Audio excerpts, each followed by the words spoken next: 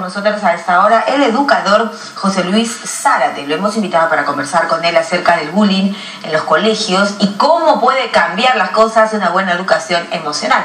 ¿Qué tal? Bienvenido. Bueno, profesor, usted es educador, pedagogo, psicólogo. Voy a decirle, profesor, en este caso que es una relación directa establecida, por supuesto, con el alumno.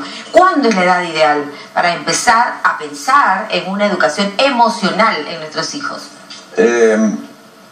Estamos hablando ahí como sistema ya, ¿no?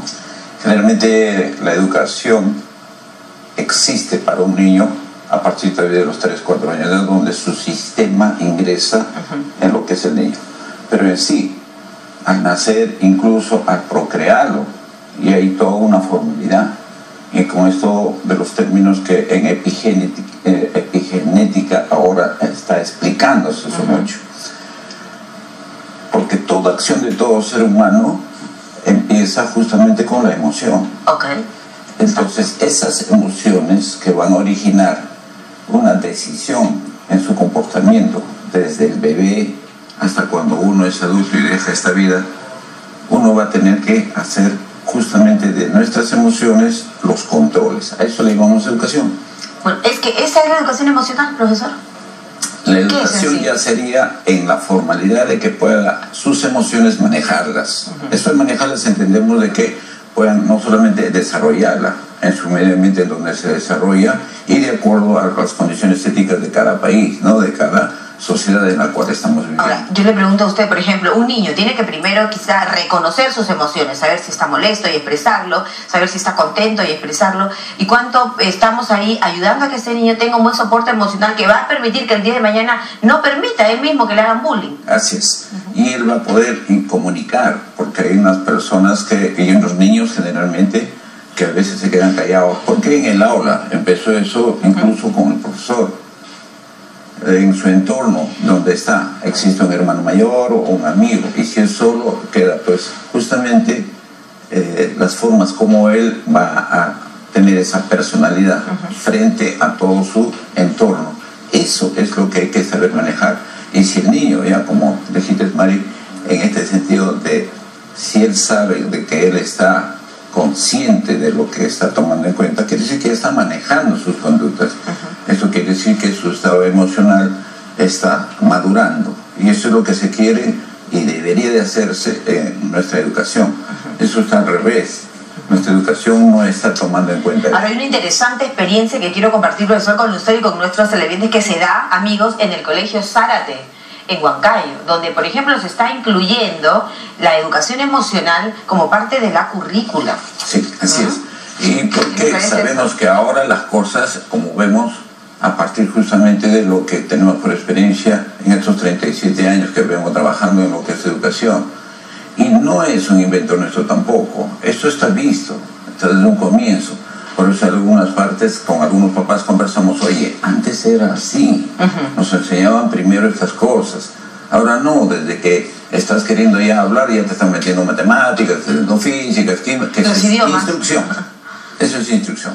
Incluso le están metiendo inglés, le están metiendo defensas personales y tantas cosas, cuando todavía no ha madurado. Acá hay dos cosas interesantes, me parece, profesor, y es que efectivamente muchas veces en el colegio se ha tomado mucho más en cuenta, o se ha focalizado la atención en lo físico, ¿no? En si el alumno se siente bien o si digamos demuestra algún problema físico, algún vértigo, pero no quizá el otro lado, que es la parte emocional, la parte psicológica. Así es. La parte física tiene que ir también coordinadamente en esos procesos de desarrollo de la afectividad.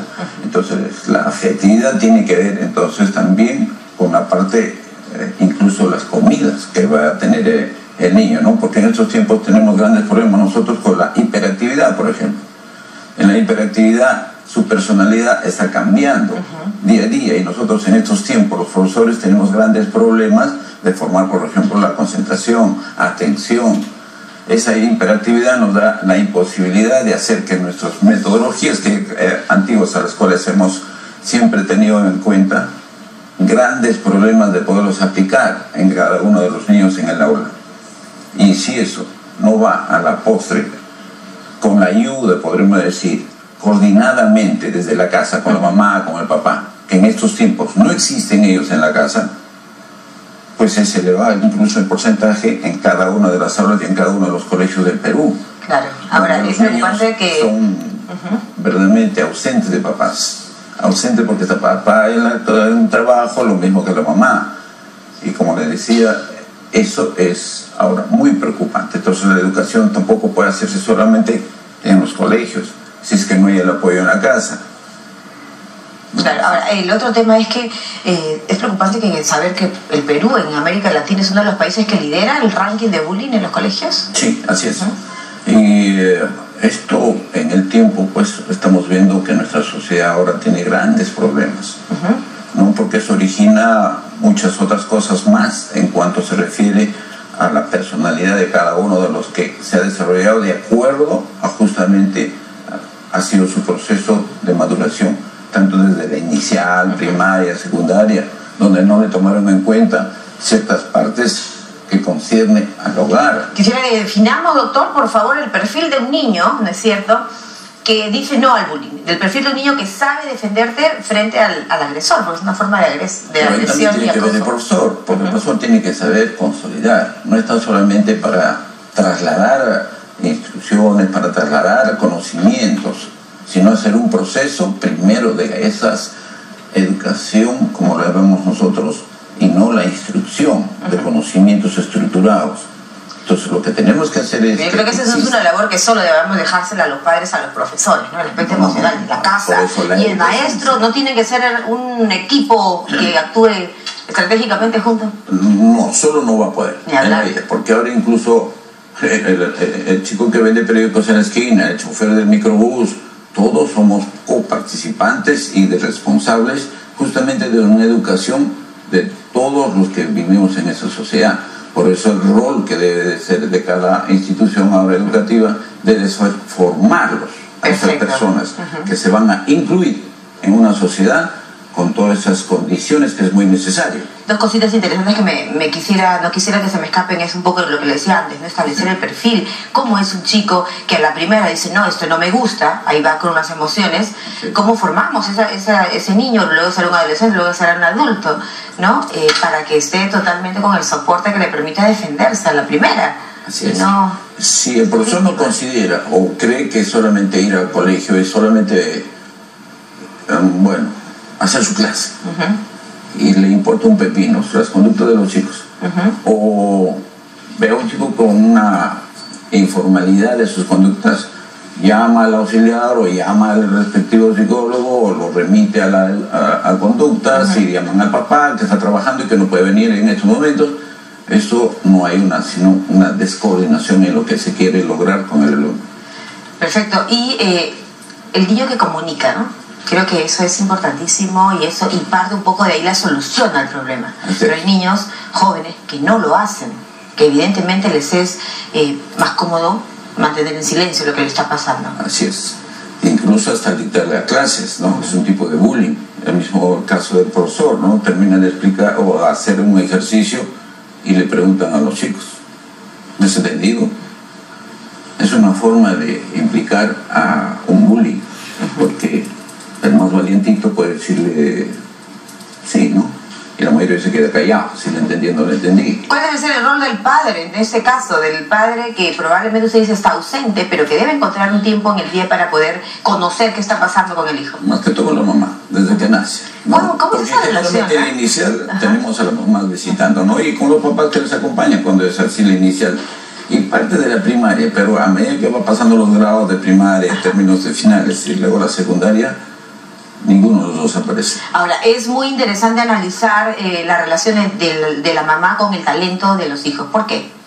Porque esa relación, ese cordón umbilical que existe entre la mamá y el niño, solamente se va a desarrollar porque la mamá conoce incluso hasta el llanto, conoce las formas como va a expresar el bebé, pero si la mamá lo va a dejar encargado pues a una cuna, lo va a dejar por razones obvias. Bueno, ¿no? pero es que el trabajo en estos días es complicado, ¿no? Ese es nuestros tiempos, ¿no? Y por ahí siempre he escuchado a las personas mayores, ¿no?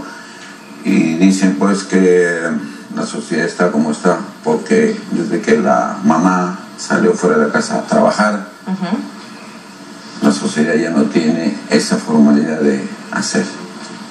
Bueno, le comentaba lo del Colegio Zárate en Huancayo, amigos, lo compartimos, donde se implementaba, como les contaba, dentro de su programa escolar la educación emocional contra el bullying. Concretamente, así se llama el capítulo, así se llama esta asignatura. ¿Sería un ejemplo a replicar, quizás? ¿Qué opina usted como educador? Hay tanto en educación que hablar, porque si tuviéramos 1 millón de personas en ese instante, esas personas, esa cantidad, diría, esta es mi forma de concebir la educación. Pero hay una sola idea de lo que tenemos que hacer, nuestra sociedad, como la que tenemos que ver en cada momento y lo que queremos de nuestra sociedad.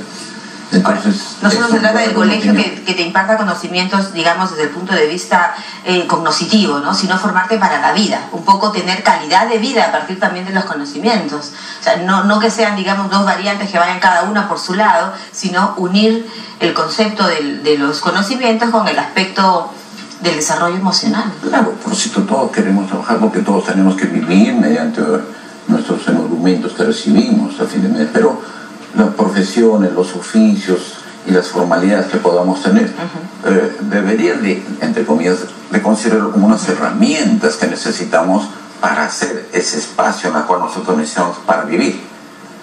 En esas consideraciones, pero lo más importante es justamente esa relación que debemos tener ya, de haber concebido como ciudadano, como persona, que nos estamos integrando en una sociedad. Entonces, eso es lo más importante. Vemos ahora que a través de la mentira utilizamos justamente cosas que en verdad está siendo en la educación un gran problema. Solamente una pregunta final tiene que ver, ¿qué mensaje debemos dar los padres a los niños y los maestros también desde el colegio, desde que son de pronto muy pequeños, para formar ese soporte emocional que ellos necesitan para la vida, ¿no? Así es. Y eso tiene que ser, como les vuelvo a decir, 3 ideas o 4 ideas de fuerza. ¿Qué mensajes darles a los hijos? Por ejemplo, defiéndete, si te pegan, pega, algo así. Eso tampoco es, eso no se debe. Coméntenos, ¿no? usted es el experto. Papá, en el colegio me han pegado. ¿Qué te han hecho? Ah, mira qué te han hecho, mira el modo que te han hecho, estás con el ojo negro, de eso otro. Ahora vas a llevar, ¿no? Y le enseña otras cosas como para poderle hacer al otro niño, y le enseña a defenderse. Defenderse más es el ataque. Bueno, pero no propiciar el ataque, pero sí defenderse, ¿no? Hay formas de defenderse desde ese punto. Ahí tendrían que expresar una emoción, por ejemplo, decir, esto no me gusta. Así es. Sí, eso hay que hacer. Muy bien, bueno, muchísimas gracias por haber estado esta mañana con nosotros y ayudarnos un poco a explicar cómo